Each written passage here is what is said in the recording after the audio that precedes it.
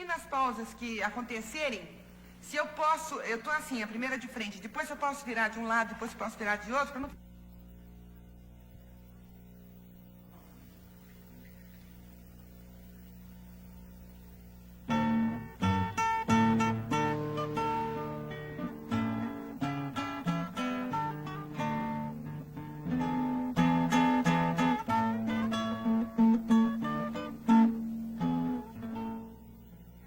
Boa noite. Carlos Iafelice, violonista de grandes recursos, é o nosso convidado de hoje. Iafelice fez seus estudos de violão com o maestro uruguaio Isaías Sávio e já realizou concertos em quase todos os grandes teatros do país. O primeiro número que nós vamos ouvir é uma obra do próprio intérprete e chama-se Uma Harpa ao Luar. Nesta música, ele usa uma afinação diferente no seu violão, a fim de conseguir um som parecido com o de harpa.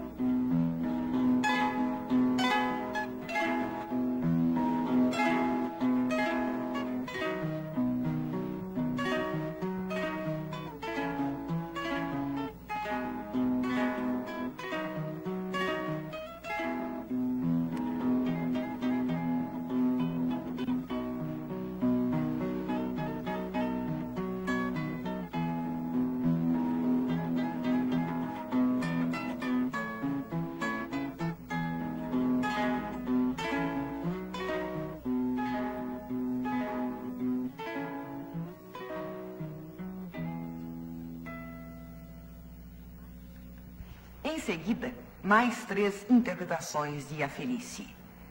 A primeira é o Estudo em Mi, também conhecido como Romance de Amor, do compositor espanhol Antônio Rovira. A segunda é o Prelúdio número 1, de Heitor Villa-Lobos. Depois de Villa-Lobos, nós vamos ouvir Caixinha de Música, de Isaías Sávio.